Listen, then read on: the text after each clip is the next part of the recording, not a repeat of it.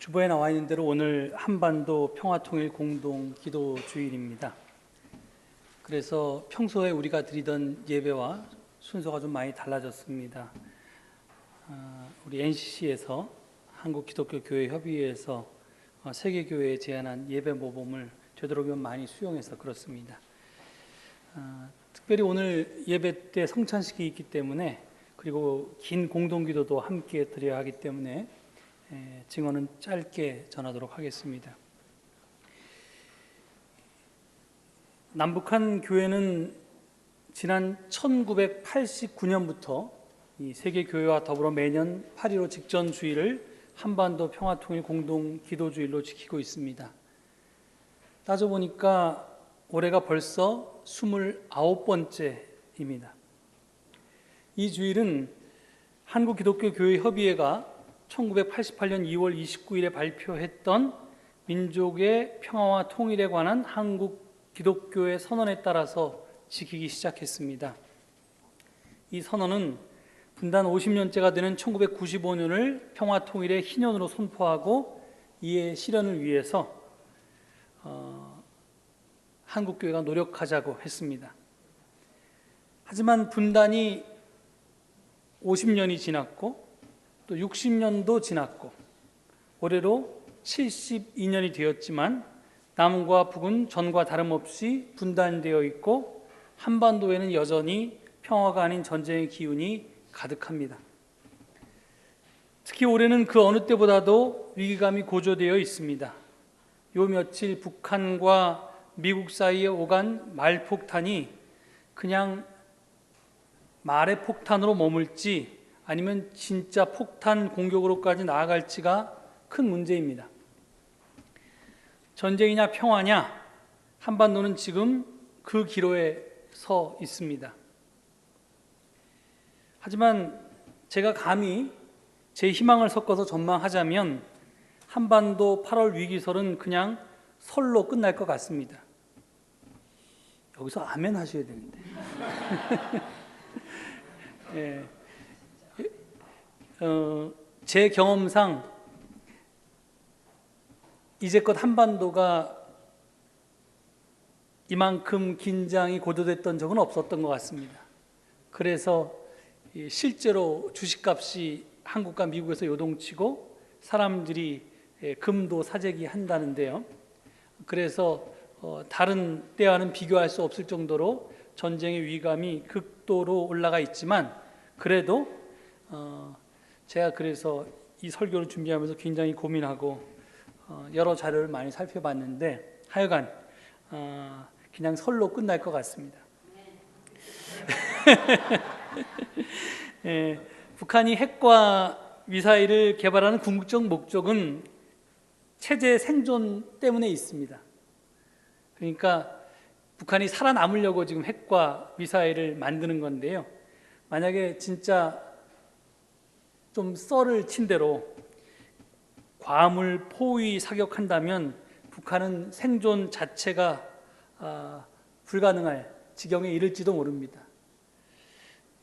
그리고 북한이 그렇게 또 공격을 하기 전에 미리 미국이 선제 타격이나 또는 요즘 이야기하는 예방 전쟁을 할 수도 있지만 그 전쟁은 북한은 물론이고 중국과도 전면전을 미국이 해야 되기 때문에 이것도 결코 쉬운 일은 아닙니다.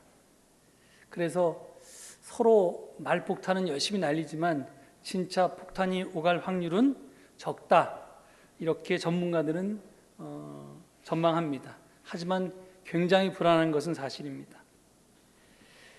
잘 아시듯이 위기라는 말은 위험과 기회가 합쳐진 말입니다. 즉 위기 속에서 어떤 선택을 하느냐에 따라서 위험에 빠질 수도 있고 또 반대로 기회를 잡을 수도 있습니다. 저는 이번 위기가 오히려 기회라고 생각합니다. 핵과 미사일이라는 군사적 해법을 넘어서 평화협정이라고 하는 궁극적인 해법을 마련할 기회라는 뜻입니다. 그동안 미국의 오바마 정부가 취했던 대북 정책은 전략적 인내라는 한마디로 요약될 수 있습니다. 이를 달리 표현하면 북한이 핵을 포기할 때까지 아무런 협상도 없다는 말입니다. 그래서 미국은 아무것도 안 했습니다. 하지만 그 사이에 북한의 핵과 미사일 개발이 돌이킬 수 없는 수준에까지 왔다는 것이 대다수 전문가들의 의견이고, 이제 이 정책은 마땅히 포기되어야 한다고 한 목소리로 이야기합니다. 그렇다면 미국의 선택은 두 가지입니다. 하나는 군사적 해결이고 다른 하나는 대화 협상입니다. 앞에서 군사적 해결은 미국이 선택하기 쉽지 않은 카드라고 했습니다. 그렇다면 남은 것은 대화와 협상밖에 없습니다. 북한은 평소에도 그랬던 것처럼 벼랑 끝에 서서 결국 미국을 평화협정 테이블로 이끌어낼 것입니다. 그리고 그 협상 결과에 따라서 한반도는 장기적이고 비정상적인 정전 상태를 마침내 끝장내고 평화 상태로 전환할 수도 있고, 또 궁극적으로는 북한의 핵폐기와 한반도 비핵화도 달성할 수 있을 것입니다. 물론 이것을 실현하는 것은 말처럼 쉽지 않습니다. 어려운 고차 방정식을 푸는 것보다 훨씬 더 어려운 문제입니다. 북핵 문제가 대두된 이래 지난 수십 년 동안 이 문제가 여러 차례 협상 테이블 위에 올랐습니다. 또 일정한 합의도 이루어졌습니다. 하지만 궁극적인 해답은 아직까지 찾지 못했습니다. 합의했다 파기되고 합의했다 파기되고 그랬습니다. 그 이유는 이에 당사자들인 남북, 미, 중, 러, 일 이 6개국의 이익이 서로 달랐기 때문입니다. 서로 바라는 게 조금씩 달라서 거기서 조금씩 틀어져서 결국 궁극적인 해답을 함께 구하지 못했습니다. 그렇지만 지금은 좀 상황이 달라졌습니다. 핵과 미사일이 거의 완성 단계에 이르렀기에 북한의 발언권이 세졌습니다. 또 남한에도 평화협정 체결을 바라는 정권이 들어섰습니다. 그렇기 때문에 지금 이 기회는 궁극적인 해답을 도출할 가능성이 상당히 높아진 때입니다. 그래서 이번 위기는 기회가 될 수도 있을 듯합니다. 아니, 꼭 기회로 만들어야 할 것입니다. 그런데 현재 북한은 문재인 대통령이 제시한 베를린 구상을 거들떠보지도 않는 것처럼 보입니다. 우리 정부는 베를린 구상을 발표했고 그 후속 조치로 이산가족 상봉을 위한 남북 적시자 회담, 그리고 군사 분계선상 적대 행위 중지를 위한 남북 군사 당국자 회담을 제안했습니다. 그러나 북한은 이를 완전히 무시했습니다. 그리고 미 동부를 타격할 수 있는 대륙간 탄도 미사일을 날렸습니다. 그래서 우리 정부를 공경에 빠뜨렸습니다. 이에 문재인 대통령은 즉각 사드 발사대 4기를 추가 배치한다고 지시해서 문재인 대통령을 선출했던 촛불 민심을 아주 크게 실망시켰습니다. 근데 알고 보니까 이번 추가 배치의 핵심은 발사대에 있는 것이 아니라 레이더에 있다고 합니다. 그러니까 지금 사드 포대 한 중대가 있는데 그 중에서 레이더 하나에다가 포 하나 이렇게 지금 설치되어 있는데 포 2개를 더 설치해야지 완벽한 포대가 된다. 뭐 이런 걸로 이제 포대를 지금 미군 부대에 있는 포를 갖다가 설치한다는 건데요. 사실은 그 포가 문제가 아니라 레이더가 문제랍니다. 그러니까 북한의 대륙간 탄도미사일이 미 본토를 직접 위협하는 단계에 이르게 되자 미국은 한시라도 빨리 북한이 쏜 미사일을 탐지할 필요가 생겼고, 이 긴급한 요구를, 그러니까 괌에서가 아니라 한반도에서 그걸 감지하고 싶은데 그러려면 빨리 레이더를 설치해야 되니까 한국 정부에게 압력을 가했고, 우리 정부는 더 이상 거절할 수가 없어서 지금 그것을 수용했다는 겁니다. 아무튼 남북 문제를 푸는데 운전석에 앉겠다고 선언한 문재인 정부는 설 자리가 좁아졌습니다.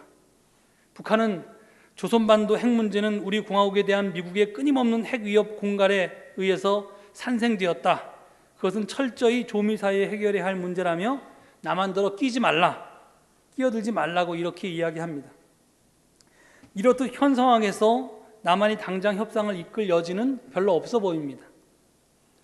그래서 우리가 보기에는 우리 정부가 하는 일도 답답하고, 그럼 보수나 진보나 다 답답하고, 그래서 이게 뭐 이러지도 못하고 저러지도 못하고 참 진퇴양난처럼 보입니다. 하지만 하여튼 언젠가는 우리도 그 평화협상 테이블에 앉을 날이 있을 것이고요. 그리고 운전석에도 앉을 때가 올 것입니다. 아니, 반드시 그렇게 되도록 우리 국민들이 응원해야 할 것입니다. 특히 저는 우리 정부가 한미연합 군사훈련 축소나 취소에 적극적으로 나서주기를 희망합니다. 제가 이 북핵 문제가 어떻게 발생하고 어떻게 해결해야 되나 이걸 갖다가 일주일 내내 제가 이제 공부를 했더니요, 모든 전문가들이 공통적으로 얘기하는 게 딱 하나였습니다. 그건 뭐냐면 한미 연합 군사 훈련에 동원되는 소위 전술핵에 대해서 북한이 굉장히 겁먹고 있기 때문에 적어도 그 훈련에 전술핵을 동원하지 않거나 아니면 그 훈련 자체를 취소하면 북한이 나는 더 이상 미사일 쏘지 않고 핵 실험도 안 하겠다 이렇게 지금 선언한 바 있기 때문에 여기서부터 문제를 풀어가야 한다는 겁니다. 그러니까 미국은 너희들이 포기하면 우리가 안 하겠다 이렇게 하고, 또 북한은 너희들이 군사훈련 안 하면 우리가 안 하겠다, 좀 이렇게 서로 너희들이 먼저 하라고 하니까 결국은 둘 함께 그만두는 것에서 이제 신뢰가 쌓이고 거기서부터 대화가 시작돼서 결국은 진전될 수 있다는 겁니다. 그러니까 저는 뭐 이번 사드 포대 뭐 레이더인지 미사일인지 포대든지 하여튼 우리 정부가 미국에 양보해서 설치할 수밖에 없을지 몰라도, 지금 상황은 여론도 있고 뭐 미국 여론도 있고 여러 가지 때문에 그럴지 몰라도 앞으로 계속해서 전개될 이 한미연합 군사훈련에 대해서 우리 정부가 정말 미국에 끌려다니지 않고 우리 국민의 입장에서 소리를 내어 주었으면 합니다. 그리고 여러분들이 뉴스에서 그런 군사훈련이 어떻게 진행되는가를 귀 기울여 들으면요, 이게 남북관계가 앞으로 풀려나가겠다 안 풀려나가겠다 하는 것을 좀 가늠해 볼 수 있습니다. 만약 지금처럼 계속 지금과 같은 군사훈련이 계속된다면 정말 점점 한반도의 상황이 위태롭게 가는 거고요. 조금이라도 변화가 된다면 이제 이 전쟁 국면이 대화 국면으로 바뀌기 시작할 겁니다. 하여간 제가 오늘 8.15를 앞두고 할 수 없이 이 시국 이야기를 좀 길게 했습니다. 여러분들 다 전쟁이 날까 안 날까 걱정하실 것 같아서 그렇게 됐습니다. 이제 성경 이야기로 좀 넘어가 보겠습니다. 오늘 사도 바울은 로마의 그리스도인들에게 평화를 도모하고 도움이 되는 일에 힘쓰라고 권면하고 있습니다. 오늘 이 말씀은 오늘 한반도의 위기 상황 속에서 우리 그리스도인들이 꼭 명심하고 실천해야 할 소중한 말씀의 다름 아닙니다. 이와 비슷한 말씀을 예수님께서도 하셨습니다. 마태복음 5장 9절에서 예수님은 화평케 하는 자는 복이 있나니 그들이 하나님의 아들이라 일컬음을 받을 것이며 라고 말씀하셨습니다. 같은 구절을 세 번역은 평화를 이루는 사람은 복이 있다, 하나님이 그들을 자기의 자녀라고 부르실 것이다 라고 번역했습니다. 여기서 화평케 하는 자, 피스메이커라는 말이 중요합니다. 이 말씀은 화평, 다시 다른 말로 하면 평화, 이 평화라고 하는 것은 노력 없이 저절로 이루어지는 것이 아니라 우리가 치열하게 노력해야만, 즉 화평케 해야지만 비로소 이루어질 수 있는 것임을 가리키고 있습니다. 그렇습니다. 평화는 주어주는 것이 아닙니다. 이루는 것이고요, 도모해야 하는 것입니다. 그리고 그 치열한 노력은 그리스도인인 내가 먼저 해야 할 것입니다. 1988년에 한국 기독교 교회협의회가 민족의 평화와 통일에 관한 한국 기독교의 선언을 발표한 것도 바로 이런 이유 때문이었습니다. 당시 우리나라는 국시는 반공이 아니라 통일이어야 한다고 말한 제1야당 국회의원을 국가보안법으로 구속하던 때였습니다. 지금은 상상할 수도 없는 일이 30년 전에는 벌어졌습니다. 정부가 아닌 민간은 감히 통일에 대해 말할 수도 없는 시기였습니다. 그런 엄중한 때 한국교회는 통일에 대해서 말하고 평화를 추구하고자 했습니다. 그것도 희년을 말하면서 말입니다. 이는 한국교회가 추구하는 평화와 통일은 형식의 문제가 아니라 내용의 문제임을 분명히 한 것입니다. 그러니까 비록 1995년에 평화통일의 희년, 분단 50년째가 되는 그 평화통일의 희년은 산술적으로 지났지만 우리가 추구했던 그 평화통일의 희년의 나라는 아직까지도 계속 유의미하다는 말입니다. 그 선언은 이렇게 말하고 있습니다. 희년은 안식년이 7번 되풀이되는 49년이 끝나고 50년째 되는 해이다. 희년은 해방의 해이다. 희년 선포는 하나님의 백성이 하나님의 역사적인 주권을 철저히 신뢰하고 그 계약을 지키는 행위이다. 희년은 억압적이고 절대적인 내외 정치 권력에 의하여 이루어진 모든 사회적 경제적 갈등을 극복하고 노예된 자를 해방하고 빚진 자의 빚을 탕감하며 팔린 땅을 본래의 경작자에게 되돌려주고 빼앗긴 집을 본래 살던 자에게 돌려주며 하나님의 정의를 바탕으로 하는 샬롬을 이루어 통일된 평화의 계약 공동체를 회복하는 해이다. 한국교회가 해방 50년째인 1995년을 희년으로 선포하는 것은 50년 역사를, 아니 전 역사를 지배하시는 하나님의 역사적 현존을 믿으면서 평화로운 계약 공동체의 회복을 선포하고 또 오늘 한반도의 역사 속에서 이것을 이룩하려는 우리의 결의를 다지려는 데 있다. 따라서 희년을 향한 대행진은 희년의 대망 속에서 민족사 안에서 역사하시는 하나님의 주권에 대한 우리의 믿음을 갱신하고 하나님의 선교회의 부르심에 대한 우리의 결단을 새롭게 해 나가는 과정이 되어야 할 것이다. 이 꿈은 1995년에 결코 끝날 수 없는 꿈입니다. 여러분이 잘 아시는, 우리 교회에서도 많이 불렀는 희년을 향한 우리 행진이란 찬송이 바로 이것을 내용으로 지어졌습니다. 정의가 강물처럼, 평화가 들불처럼, 사랑이 햇빛처럼 하나님 주신 생명 보듬어 희년을 향해 함께 가는 길, 주의 약속 굳게 믿으며 7번씩 7번 넘어져도 약속을 굳게 믿으며. 우리는 평화와 통일을 위해 싸우다가 실패하고 절망하고 또 넘어지기도 하고 또 우리 꿈이 좌절될 때도 있겠지만 끝끝내 그 꿈을 포기하지 않고 그 하나님의 약속을 믿으며 나아가겠다는 우리의 신앙 고백이 바로 이 평화 통일의 희년에 대한 선언이기도 합니다. 그렇습니다. 우리가 꿈꾸었던 평화 통일의 희년은 바로 이런 나라였습니다. 따라서 우리는 사도 바울의 건 것처럼 때를 얻든지 못 얻든지, 기회가 좋든지 나쁘든지 꾸준히 이 나라의 도래를 위해서 노력해야 할 것입니다. 이것이 그리스도인으로서 우리가 반드시 해야 할 역할입니다. 여러분 한번 상상해 보십시오. 남북 미 간에 또는 남북 미 중 간에 평화협정이 체결되어서 더 이상 전쟁 걱정이 없는 나라를 말입니다.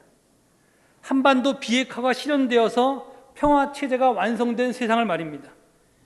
매년 1조 원 가까운 방위비 분담금과 또 2조 원 가까이 드는 무기 도입비를 절약해서 복지에 사용하는 그런 복지사회를 말입니다. 여러분 상상만 해도 좋지 않습니까? 제가 1988년 이 평화통일의 희년선언을 발표할 때 사실은 그 이전서부터 청년 대표로 개입해서 관여해 왔습니다. 1년 넘게 이 일을 해왔었는데요.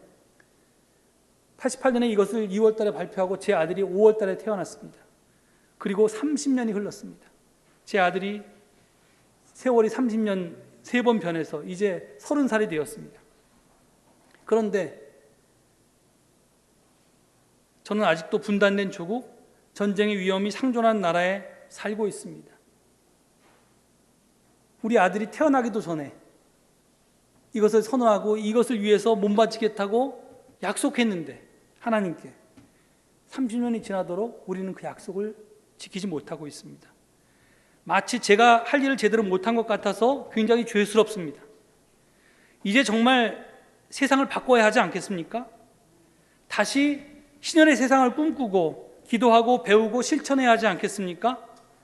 하나님께서는 오늘 이 주일에 여러분과 저를 다시 평화의 일꾼이 되라고 부르십니다. 여러분 모두 그 부르심에 아멘으로 응답하고 또 평화의 일꾼이 되셔서 진정 우리가 노래하고 꿈꾸고 기도하는 그 세상을 함께 만들어 가실 수 있기를 간절히 축원드립니다. 기도하시겠습니다. 하나님, 벌써 한국교회가 평화통일의 희년을 선포한 지 30년이 지났습니다. 그런데 그때보다 지금의 상황은 더 최악입니다. 우리가 할 일을 제대로 못한 것 같아서 부끄러울 따름입니다. 하나님, 한국교회를 다시 한번 깨우쳐 주시고 우리 한국 그리스도인들이 평화의 일꾼이 되어서 사도가 되어서 당신의 명령을 따를 수 있게 도와주시옵소서. 비록 작은 힘이지만 작은 촛불들이 모여서 큰 일을 이루어냈듯이 우리 그리스도인들의 손에 손을 모으고 그 손이 이 세상 속으로 나아가서 우리의 꿈이 실현될 수 있도록 주님 축복하여 주시옵소서. 감사드리며 예수 그리스도를 받들어 기도 올립니다. 아멘.